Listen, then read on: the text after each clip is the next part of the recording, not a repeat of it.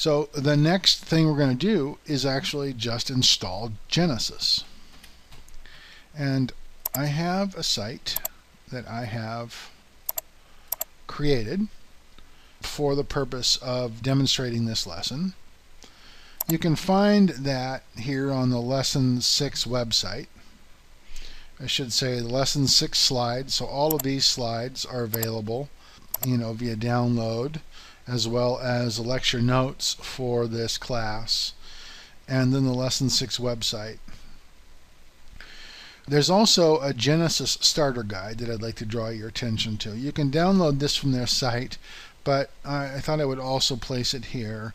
If you're a beginner and you look at the Genesis starter guide, you'll know why I have a business, because the Genesis starter guide was really written by programmers for programmers, and even though they think they're writing it for ordinary people, but nevertheless it does have some important and useful reference information that I would encourage you to download and take a look at.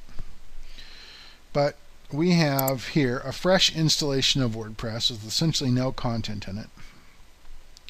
And the very first thing I'm going to do here is demonstrate something that I do all the time, but I don't believe I've ever actually demonstrated, and that is delete Jetpack. If you've installed WordPress recently, you'll find that Jetpack comes pre-installed and in fact pre-activated. And I think it's the one sort of egregious thing that WordPress does. And so what we're going to do is deactivate it, and then we're going to delete it. And we're never going to have to mess with its intrusion again. Okay, so step one of installing Genesis is deleting Jetpack. It's actually step one of installing anything in WordPress as far as I'm concerned. So the next thing to do is to download Genesis. Now if you've purchased Genesis, you will have gotten an email like this from them, which will have a download link that will take you to eJunkie, where you can download your stuff.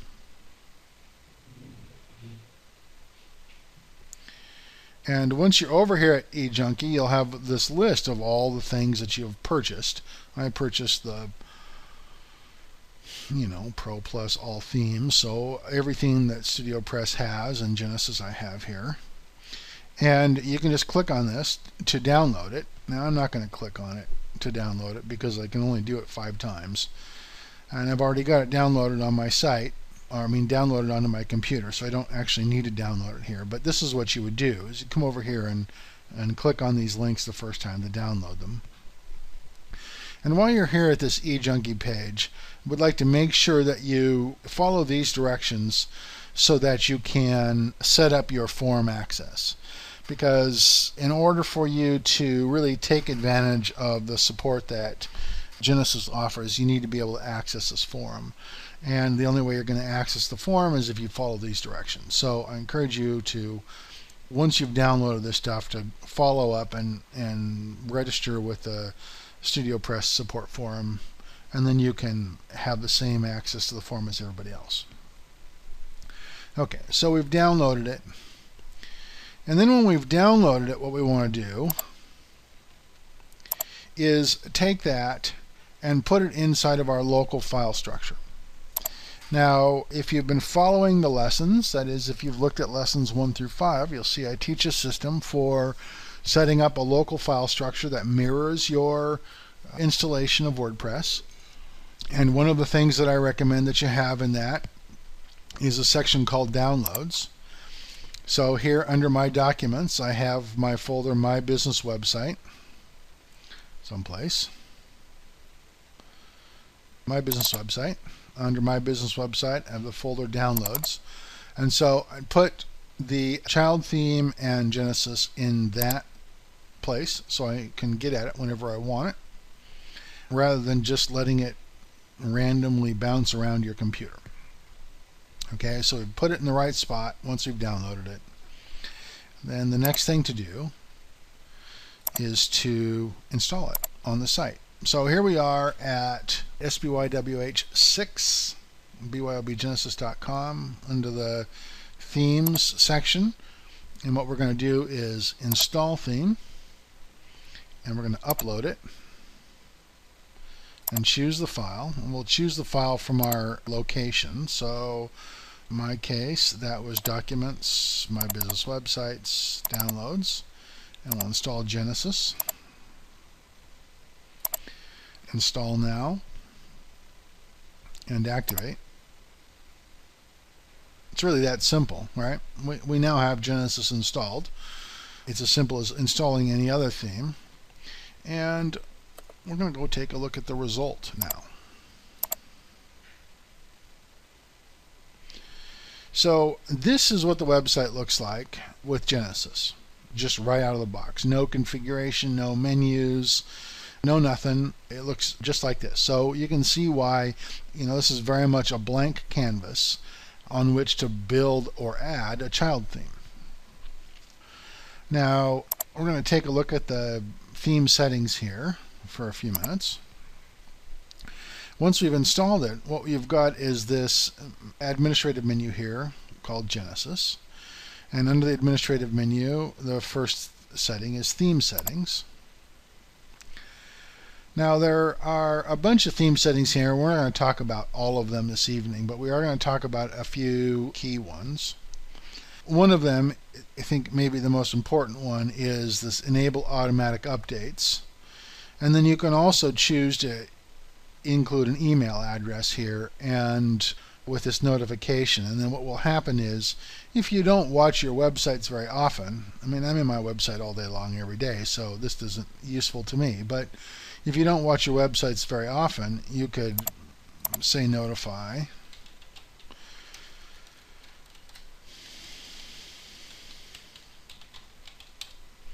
And as soon as an update became available, your website, not StudioPress, but your specific website would send you an email saying that an update for Genesis is available. And then you just use the automatic upgrade process to do that. And I think we'll get a chance to do that in our final lesson here. Then you have this section of setting up your default layout. This is essentially, a right-hand sidebar, a left-hand sidebar, two right-hand sidebars, two left-hand sidebars, a split, and a no sidebars. And you can choose, what your default layout is. As you'll see in a later lesson, you can actually choose this for each individual post or page as well. So when even though you set this as a default, that's just the default. Every page gives you the chance to choose a different setting each time, so you can choose to mix it up on various pages. The next thing is this header settings. The header setting gives you a chance to either use the dynamic text, which is what this is, right? The name and tagline, that's the dynamic text. Or instead, you can go in there and put an image logo in there instead. I'm pointing this out to you because you see this is going to change in a minute. Then there's a section for setting up navigation menus, whether or not you're going to use just a primary navigation menu or a secondary navigation menu, and whether you'll have fancy drop downs. We're going to talk about all that stuff when we get to setting up the menu, but nevertheless you have that set of settings. And the same thing is true with breadcrumbs. You can enable breadcrumb trail, and we'll take a look at that later. And in fact, all the rest of the stuff we're going to examine in detail as we set the site up. Well, this is the kind of theme settings that are available to you right off the bat. I'm going to go ahead and hit Save Settings. The next thing is a set of SEO settings, and this is what I was referring to when I was talking about, sort of modern theme elements. Genesis has this set of SEO settings. If you're a thesis user, these things will look familiar to you, and you do have all of the same options that you have come to expect in thesis. So you can set a title, and you can set the home page and homepage meta, and a few of the link attributes, and you can do some robots meta settings and that kind of thing. I think the one nice thing about, well, actually there are a couple of nice things about the way Genesis does this. One of the nice things is it sets the default settings for you. And so it says, well, okay, most people are going to want to do this, and checks all those things. And if you didn't really do very much to your SEO settings, you'd still have a pretty good setup based on the preset settings. But then you have complete control over it if you wish.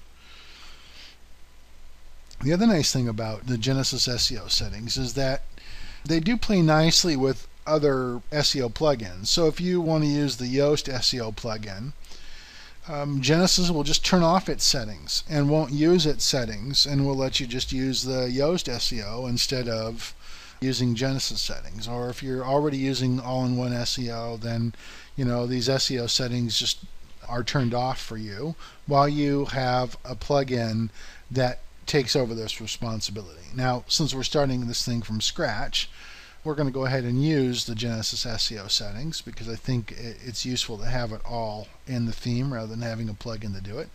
But nevertheless, that is a nice thing about Genesis, is that it does play nicely with other SEO plugins and will deactivate its own SEO settings in favor of a plugin if you're using a plugin.